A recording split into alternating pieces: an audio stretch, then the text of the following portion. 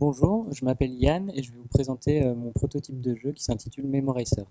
Memoracers est un jeu pour 1 à 5 joueurs à partir de 8 ans, dont les parties vont durer environ 20 minutes. Dans Memoracers, tous les joueurs vont incarner un pilote qui prend part à une course automobile futuriste et son objectif c'est de remporter cette course. Pour ça, il a deux moyens. Le premier, c'est soit de réussir à faire 3 tours du circuit, ou bien sa deuxième option, c'est d'être le dernier survivant sur le circuit à un moment donné.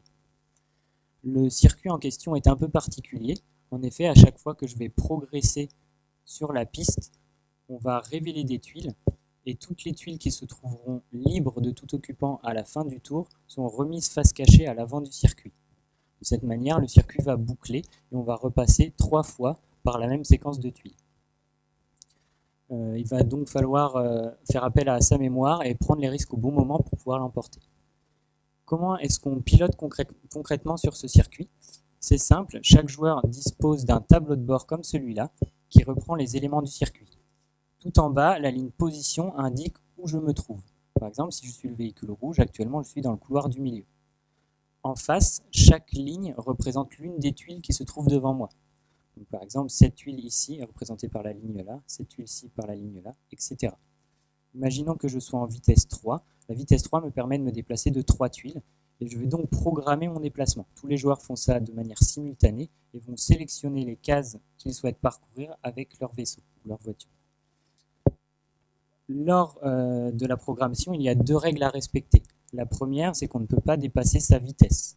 La seconde, c'est qu'à chaque fois que j'avance d'une tuile, je ne peux que rester dans le même couloir ou me décaler d'un couloir maximum vers la gauche ou la droite. Je ne peux pas me décaler de 2 couloirs d'un coup.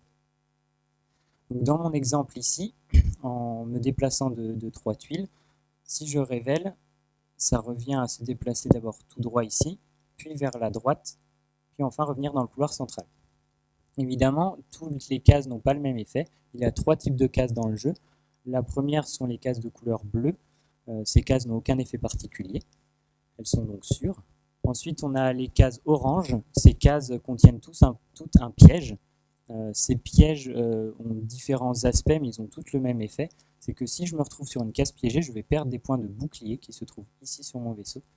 Et j'en perds tout simplement autant que ma vitesse actuelle. Si j'étais en vitesse 3, en me rendant sur une case piégée, j'ai perdu 3 points de bouclier.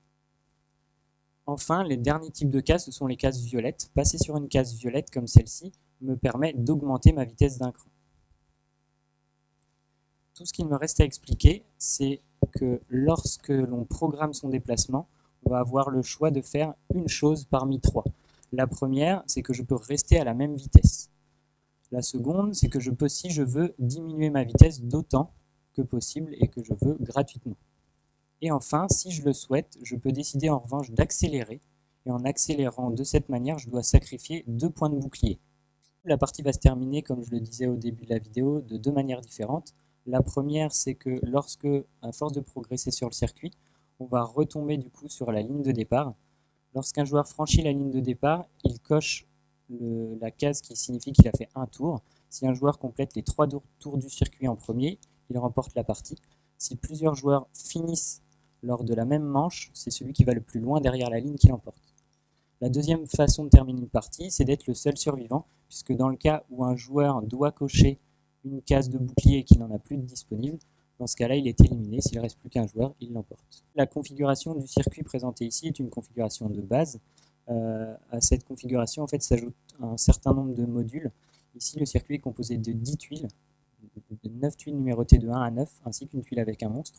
Cette tuile a une particularité, c'est que lorsqu'elle boucle, elle va être remplacée par une autre tuile qui simule en fait que le monstre se déplace sur le plateau.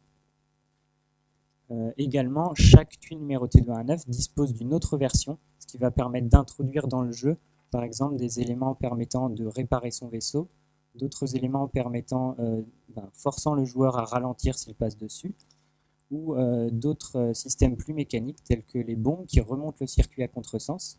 Cette tuile, lorsqu'elle boucle, elle est avancée d'un cran dans le circuit, simulant le fait que les bombes remontent la piste à contresens.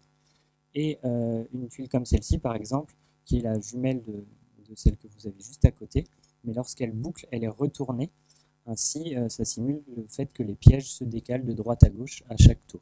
C'était Yann pour vous présenter Memoracers, un jeu de programmation dans lequel vous allez déplacer vos vaisseaux sur un circuit particulier, puisqu'à chaque fois qu'ils vont progresser, vous allez révéler des tuiles et faire boucler celles qui se trouvent à l'arrière en les remettant face cachée devant, faisant appel ainsi à l'anticipation, la prise de risque et la mémoire.